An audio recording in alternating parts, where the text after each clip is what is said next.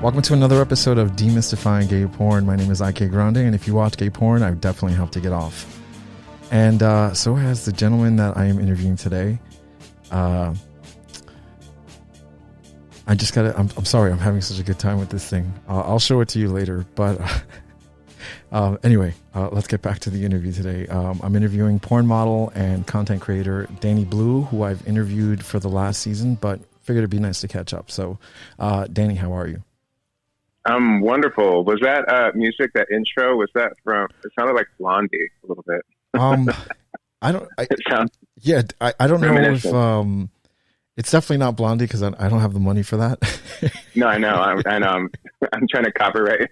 Yeah. Get you sued by accident. Sorry. Yeah, I'm barely pulling off this dog and pony show, so there's no way I can. If you're listening, Blondie, it wasn't yours. She's from Jersey. Deborah. And she's actually, she's on the side. There's a project I'm working on, a documentary I'm working on in my real life, that might put me in touch with Blondie and the whole band and all that shit. So yeah, nice. Always That's really fun. cool. I know. I love New music. York. Love New York. 70s and 80s. Yeah. So what's been going on? How have you been? I've been well.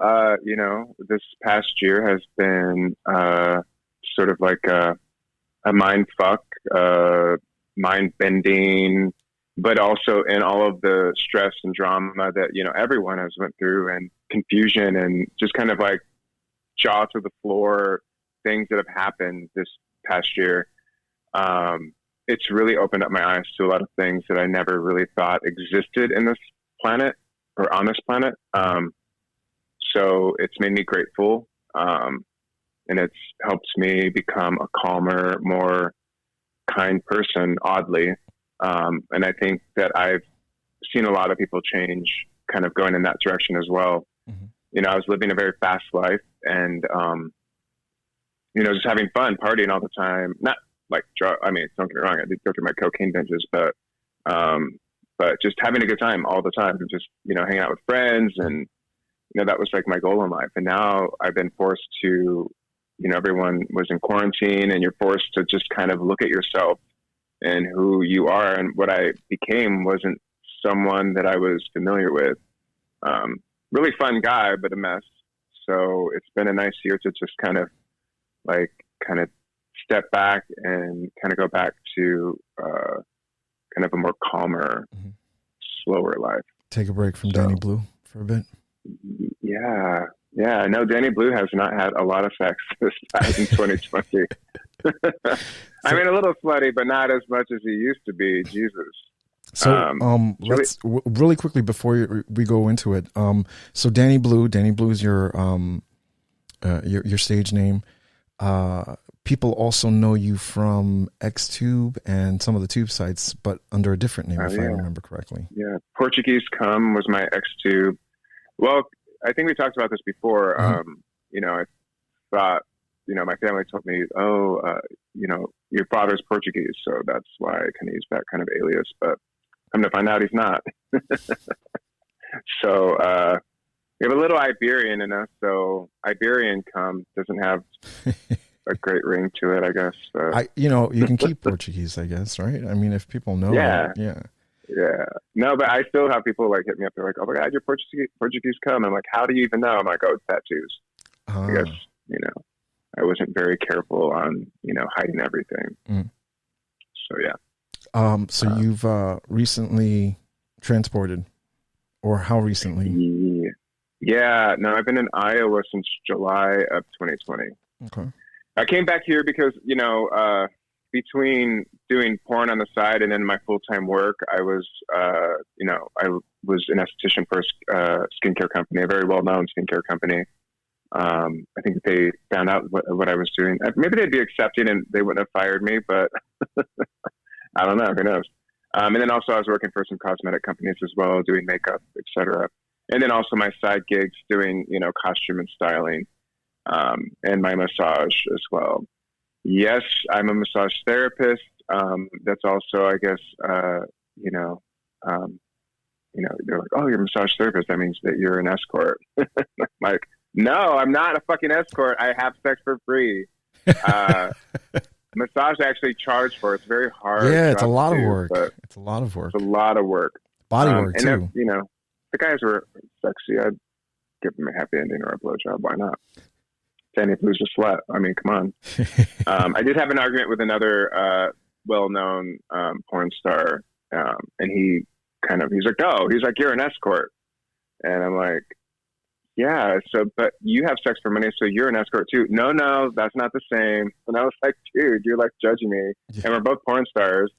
And I'm like, you're having sex with people for money, just giving them blowjobs, or they just give you money because you're so beautiful, but come on. So yeah, it's basically it's weird. Porn is such a borderline prostitution kind of business if you think about it. I think on Family Guy once they did a skit or a little sketch about there was a sting in a hotel and the police came in and they were like, oh, you guys are guilty of prostitution. And he's like, no, I'm not, because I have a camera, so it's porn. And they're like, oh, okay, so then you guys go ahead and do your own thing. Like, do what you got to do. So the only thing that separates everything from prostitution is the fact that you're recording it and you're going to sell it. It's really weird. What? Yeah. That's so funny. So wait a second. Who was this? Family Guy. And it was Peter Griffin. It was like you know when they do the cutaways and stuff, and yeah. So that was a lot of fun. They did that, and I started doing research after I saw that, because this is what I'm thinking a couple years back. The only state that you're supposed to, or the only state you're allowed to do porn in, is California. What? Yeah. I thought it was bareback's illegal in LA. Bareback's illegal in LA, but there's a whole bunch of loopholes. Like, there's studios in Florida, there's studios anywhere now with OnlyFans and Just for Fans and stuff, but the only place where it's legal to shoot porn is California. And then but no one's going to stop anybody from doing it. I think, the revenue comes in and people are more than happy with that. So yeah. I'm going to do a video about that. I've been at Chatsworth. Yeah. I like Chatsworth. That's where everything is. That's before I even got into porn. I was doing a photo shoot out there with a model and a photographer and a stylist. That was like when I first moved back to California in 2007. Mm-hmm. And they're like, oh yeah, this is the porn capital of the world. I was like, oh, wow, cool. Yeah. Everything's up there. They have replication factories. They have DVD factories, all that crazy shit. Oh, very cool. Mostly straight porn though. Yes. Yeah. But through gay porn companies, you also go through straight porn. And believe it or not, like AEBN and stuff like that, 90% of their porn is straight, 10% of it is gay, and 10% that's gay makes more money than the straight porn. Yeah. It was really weird. I did a video for getting the porn star's name. He's like, hey, I gave your name to Dog Fart. And I'm like, what? That's a fucking horrible name. Dogfart.com or whatever. Yeah. And they produce like really well-known porn and like the Braziers or Brazers. Brazzers, yeah. So they rented this huge mansion, which they do. They'll rent these homes and then film in them. And so I get up there and it was a beautiful house, kind of gaudy on the inside, but kind of cool. And it was funny because all of their porn, I looked it up before I went. It's all straight and all like no condom. We get there and I'm thinking it was like going to be a bareback scene. And they're like, nope, put on a condom. And I was like, wait, what? Like, I don't know if I could use a condom. Yeah. So it was really sucky. Interesting. It's like, okay. Yeah. So they did gay porn? They were doing gay porn? Yeah. So, but they could only, I guess, they were only, with their filming gay porn, I guess they didn't have the license to shoot bareback. Okay. Or there was some stipulation. It was really strange. I didn't understand it. So they wanted me to get off, and I'm like, well, he has to take the condom off and fuck me because this condom thing is going to burn. It's going to take away from the feeling, and I can't do it. And so they could only film like our face and action, and then me coming. So I mean, they did it. And he was just like, okay. I kind of took the reins and was like, "What? If you want me to come, this is the only way." What studio was that released under? Was it Dogfart, or did they call it something? Or I think it was called, I don't know. I think it was dog fart. Okay. Yeah. Interesting. Kind of gross. Yeah. Yeah, it's really weird. I'm like, I don't like that word fart. Like how some people don't like the word moist or cunt, which I love. I love the word cunt. Yeah. And I used the word moist yesterday because I made some banana chocolate muffins. Yeah. What is this thing with moist? This is a new thing to me. I've never known that people don't like the word moist. I don't know, moist. I don't know. Moist. I have no idea. It's a bunch of weirdos. I think the reason why they don't like it is because somebody else they knew didn't like the word, so they just take ownership of not liking something because somebody else, because they're a bunch of lemmings, I think. Yeah, I can't think for themselves. God, am I brutal? Am I just mean? It's all right, don't worry. Fucking idiot. Yeah. It's just a word. Calm down. I'm curious. What is, when you got to Iowa, have you been before to Iowa? Yeah, I actually lived here. So we lived in California. I grew up there. We moved to Iowa when I was in high school. Finished high school. Didn't go to college. Didn't feel like doing that right away. I needed a break. 12 years of school is very hard. And I didn't know what I wanted to do. And I didn't have direction. Obviously, the background of porn stars, don't we all come from a bad, horrible background of like lost childhoods, daddy issues. So I had all of that. Didn't have a relationship with my homophobic mother who was like super Christian alcoholic. So I just didn't know. I didn't have any direction, and I just wanted to be around fun, amazing people and experience life and that sort of thing. And I'm glad that I had that fire to like kind of push myself and keep just going. It was very scary.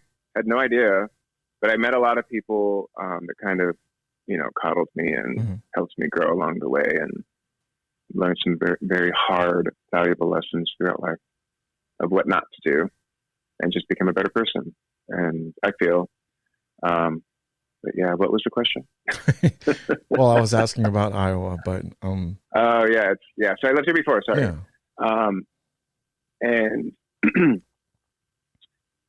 last for a bit, I worked in pharmacy for a long time. And then I started managing a restaurant, hated that. Then I got into makeup later on. And that's when I decided to move to California 6 months later because I thought I was the most amazing makeup artist. And come to find out, I wasn't. That sucked. I just was really good at complexion. I mean, I didn't realize that it was like, so much more than that. Yeah. But yeah. And I started meeting drag queens and got onto that scene in West Hollywood. Foo Bar was really fun. Did we talk about this last time? I feel like I'm repeating myself. No. I saw a lot of pictures of you in drag since then. She was pretty. Yeah. She still is somewhat pretty. Who is this? A little bit. Vagine. So Vagine, gets her name from... Yeah, exactly. She's a cunty bitch, but nice deep down. She loves fashion. She loves to look slutty. It's sort of like, it's if she could, she's a French whore who basically wants to dress like, what's her name? The porn star Cox.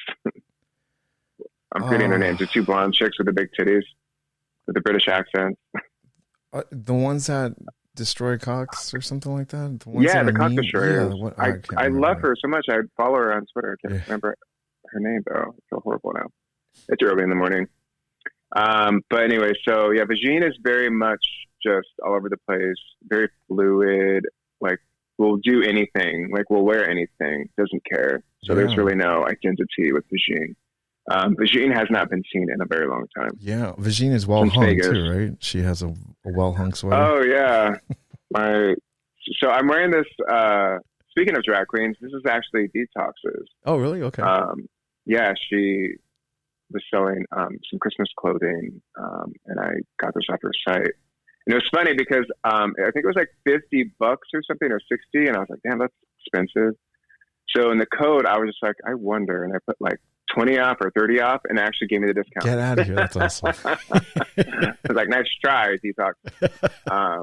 But no, I remember going to Foo Bar. That's when I met all of the queens before RuPaul. So I met Rhea, Shane Hawk were the two, I guess, promoters and hosts at Foo Bar. It was called Make Out Mondays. And then Detox was there all the time. Raja, Willem came sometimes.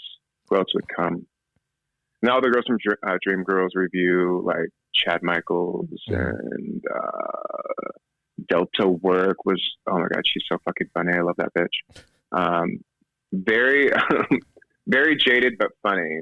That bitch is hilarious. I'm so bad at drag race. I think I stopped watching during Bianca Del Rio's season. So I don't really know a lot of them, but I will tell you this. I went to Provincetown with my friend a couple years back, like 2017, 2018, I think. And, I pulled into where we rented a room, and there was this guy, and he had like long hair, and he was smoking, and he was in my parking spot.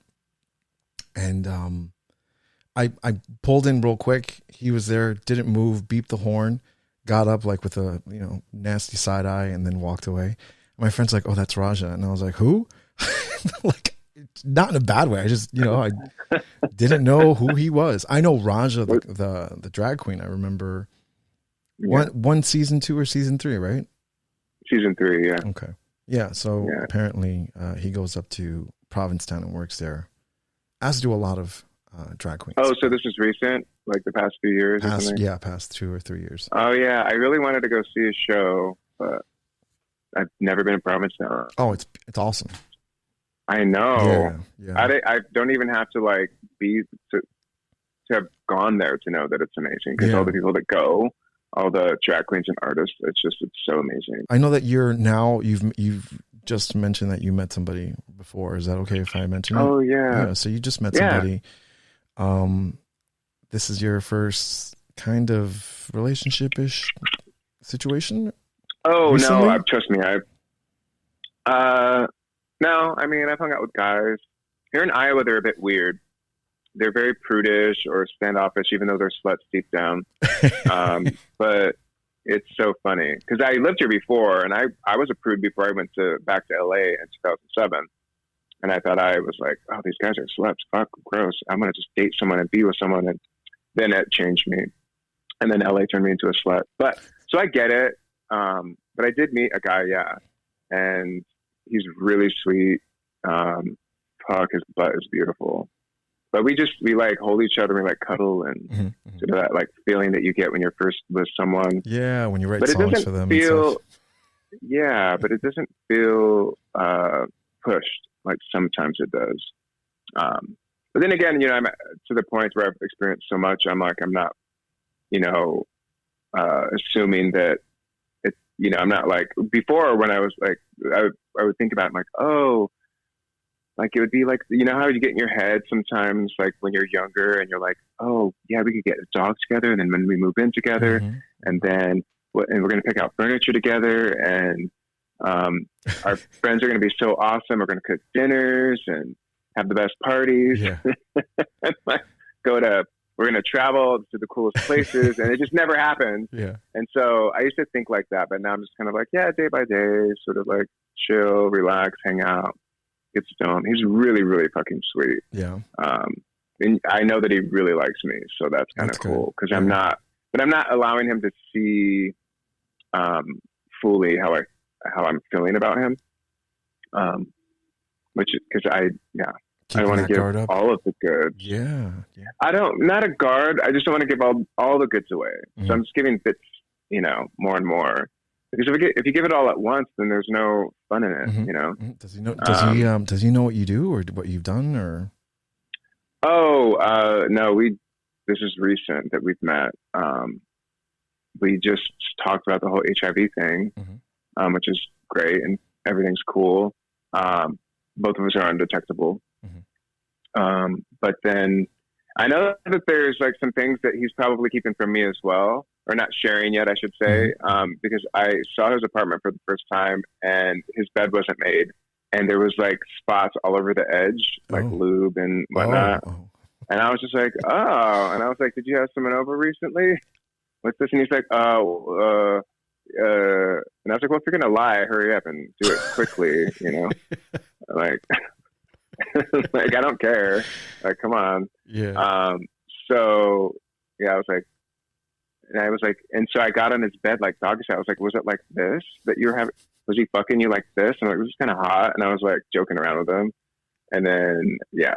So, but yeah, I'm assuming that he probably likes to have fun. Mm. I mean, he knows how to suck a dick. Like, oh my God. Like, one other person in my entire life was able to do what he does. And I'm like kind of freaked out about it. Wow. Because I don't like getting my dick sucked because nobody's good at it. At least I haven't met them.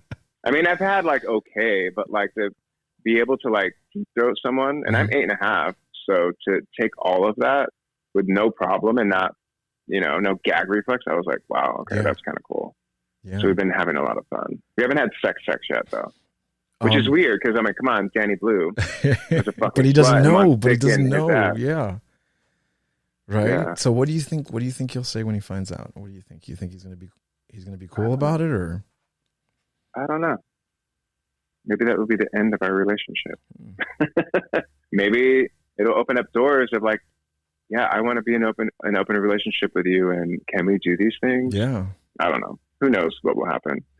Because I mean, it's weird. I don't know if I'm going to do more porn. I mean, I just started a Twitter again.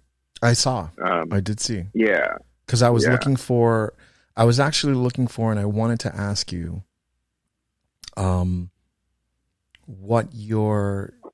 if you've ever had a thirst tweet.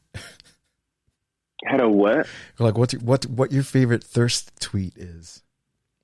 Thirst tweet? Yeah, when somebody tweets you and they're really, really fucked up to you, you don't even know them and they're like judging you because, they see something that you're doing and they're probably jealous that they're not doing it or something. So I was looking. Oh, like if somebody DMs you and they're like, or a DM or like a mean tweet where everybody can see it and you're like, dude, what the fuck? Yeah. I don't really get those too much. I'm trying to remember. I've had a lot of people. God, I wish I had your life, or I wish I was you. You're such a. I did see that. Like your life or your sex life is so fucking awesome. I wish I could do that. Or, and I don't like envy. I'm just like, live your life and have fun. Like, do whatever you want to do and enjoy it. Like, but I feel like people would rather watch than do. I guess. I don't know. But mean tweets, I'm trying to think. I really can't think of any mean tweets. I mean, that's good. On Pornhub, actually, a straight guy of all people commented, and he's like, well, this is how you get AIDS. I was like, dude, your videos of you fucking women bareback, that's how you also get AIDS, you dumbass. Like, go fuck yourself. So I responded with that, and it was kind of really funny because his tweet got a bunch of likes, actually, or his comment got a bunch of thumbs up, and then my response got even more. Good. So it's like, yeah, I know that it looks, I'm portraying sort of a lifestyle that is reckless and can, people like maybe younger kids will watch that and think, oh, I want to do that. And that's so hot. I want to, experience that. And then I'm promoting, unsafe sex and that sort of thing. But I didn't invent porn. I didn't invent sex. It's been around before I was even born. I'm doing something that I want to do, and I just happen to record it and post it. I'm not telling anyone to go out there and do that. I know that maybe seems like a careless way to look at it, but it's sort of, I was sort of caught in a middle stone where I was just kind of like, I need to stop doing this because maybe I am affecting young teens and making them, it's do already things done. they normally wouldn't. It's already done. It's at this point. Yeah. I was just having this conversation with somebody else the other day. It's everyone. If you've been at it 10 to 15 years, you've already affected a generation, and they're going to affect the next generation. And just think about the porn stars that we were watching when we were growing up. And a lot of that is how maybe we started having sex, and then we explored other things and figured out that we liked other things. But I don't know. I don't know. I think it's already it's already in motion. So I wouldn't, beat yourself up for it because and then having, and then having conversations like this of like, hey, if, I have HIV, I take a fucking pill every day, which I don't like doing, but obviously I have to. We got to get rid of the stigma and talk about it because it's, I never asked for this. A guy gave it to me, lied to me, gave it to me. So now I think about it, hindsight, I'd rather deal with this than I would diabetes or cancer or any other sort of health issue. Actually, I think that having HIV and being on this medicine has saved me from getting COVID. And I think I've had it a few times actually working in a fucking restaurant, and being around all those people, because having an antiviral in my system and this being a virus, I think has helped. And I'm not a doctor, but just it makes sense. I heard something. I heard something about this way back when, like last year around this time. Is that something that people have studied or people have seen? Because you're on HIV meds, you are less likely to get COVID. You think? I haven't heard about that, but I mean, it seems to be the case because I've been around a lot of people that have had it and I haven't got it. Before you get going, I want to ask you what your advice would be for people to learn how to bottom like a pro. Don't eat for 2 days. I fast a lot, actually. Okay. Don't eat carbs. You should definitely eat a lot of fruits and veggies if you're gonna bottom. Make sure that you understand your body 8 to 12 hours, 8 to 10 hours. If you're eating healthy, you're gonna need, I don't know. So just make sure people need to realize that that's really important. I get really, I don't know, everyone's body's different, but like when there are guys who are like, oh, just don't put too much water in there. You just need to clean out that first section of whatever. And I'm like, I'm not that type of bottom because I'm scared of anything happening. So I'm like, make sure that like I'm completely perfect because you never know. The guy could have 10 inches or more sometimes. Yeah. You don't know what hole he's going to go in. So to be a pro, and I meet a lot of guys that are scared because they're like, oh, it's going to hurt. If you go into it thinking that it's going to hurt, it's going to hurt. It's like little kids that are like, they see a needle come into their arm to get their shots. They're like, ah! But if you distract them with a balloon and they're like looking at the balloon and then, the nurse is just poking them, injecting them with their, immunizations. And then all of a sudden they have like 5 Band-Aids on their arm and they, turn around, they're like, oh, a Batman Band-Aid, they had no idea. So that's the thing is that guys need to realize that like when you're clenching, I get a lot of guys that want to bottom and they just clench. They're like, ow, ow, ow, get it. I'm like, stop clenching. So first you start with like eating their ass, maybe fingering a little bit, and they're still clenching. I'm like, relax. I met up with another guy recently and he hadn't bottoms in a while. And before, sex was great. I fucked him 5 times in an hour and a half and it was awesome. This last time was horrible because we haven't fucked since July and we fucked maybe 4 weeks ago. His asshole, he was just clenching and it was just the worst thing. And I'm like, what happened to this dude? Like something's going on. Like, I don't know. Like, I just think that he really didn't want it. And, so that's like, I'm kind of going off like in some like different areas. I should have just given you a straight up answer. Like, know how to douche, understand what types of food you should eat and what not to eat. And you have to want to bottom. Okay. You have to want a guy to be inside you and find it really hot. And I do. I actually crave wanting dick inside me. So I guess if you don't necessarily crave dick like I do or other bottoms do, then I guess you're a top. Learn how to suck a dick then. Yeah. Yeah. I don't know what else to say. Yeah. All right. But yeah. Well, there you go. Oh, yeah, that's great. No, I love it. Good for you, man. Yeah. So, all right. So you said you have a new Twitter. Where do people find you? Oh, it is now.